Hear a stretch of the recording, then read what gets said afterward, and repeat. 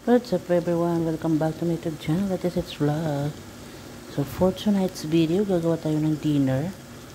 So ito, napag-isipan ko lang. Macaroni salad with vegetables.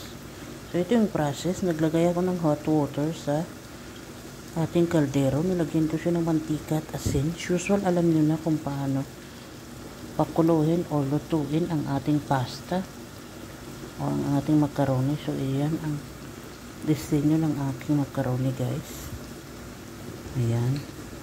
So in a few minutes paluto na yan siya, guys. So dito naman tayo sa ang ating sahog. Ito yung sahog ng ating macaroni, guys, kasi this is an vegetable style or Arabic style. So wala tayong karne dito, purong gulay ito, guys. Ayan.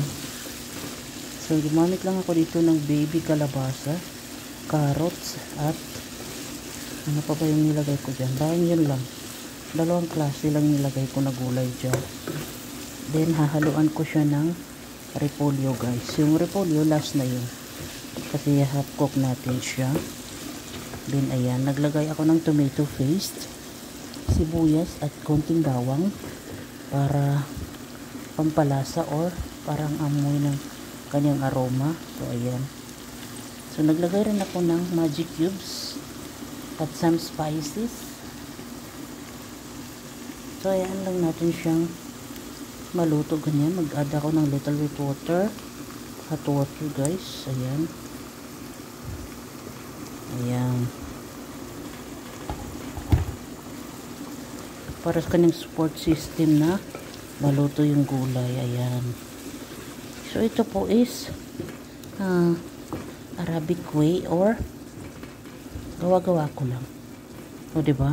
So hindi tayo gumamit ng manok, ng any karne, any meat. No, ano tayo ngayon? Only vegetarian. So kunin natin yung takip. Hintayin natin ng few minutes na maluto. Then sa last part, ihalo natin ang ating repolyo. Balikan ko kayo mamaya, guys. So ito na ang kinalabasan ng ating gulay, guys. So, after few minutes, so madali lang ito siya lutuin kasi. O, diba? So ayan. So tamang mikos-mikos lang. At check natin ang ating macaroni kung malambot na siya at hanguin na natin. At imikos-mikos na rin natin i-fetch. So, dito tayo sa okay na ito. So, check ko lang kasi medyo ano to siya, hindi yung so, okay na siya, guys. So, hanuin ko lang. Ayan. So, balikan ko kayo ulit mamaya, guys. So, ito na, guys, ang ating pasta. Nahango ko na siya, guys. Ayan. Nahugasan ko na rin siya. Tinabi ko lang dyan. At nailagay ko na rin ang ating repolyo. Ayan. Ang ating cabbage.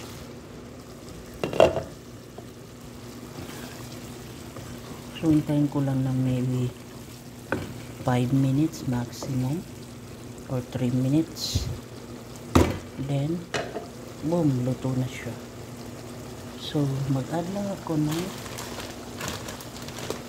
little bit cheese mozzarella bacon para madagdagan ang kanyang taste o madagdagan ang kanyang lasa. So, to, konti lang naman para may ano lang, may konting sipa ng cheese. O, diba? Cheese escudero, cherries. So, actually, guys, luto na yung gulay niya.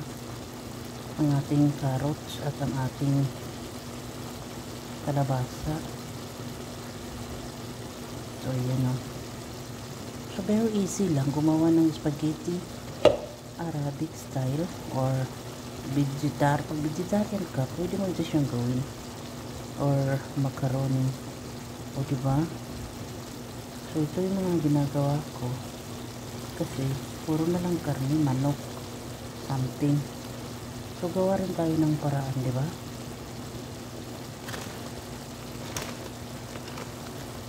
Hindi ko kasi pwede i-mix dito yung cheese. Kasi gagawa ako ng pansit. Kukuha ko dito ng gulay para doon sa pansit ko. So, mamaya uli guys, balikan ko kayo. Okay po. Buyers. Mamaya. I'll be back. So, ito na ang aking finished product, guys. Naglagay na ako ng mozzarella cheese dyan. So, ito na yun siya. Ayan. O, diba? So, tapos na tayo yun, may mozzarella cheese na siya. So, syempre, takpan natin.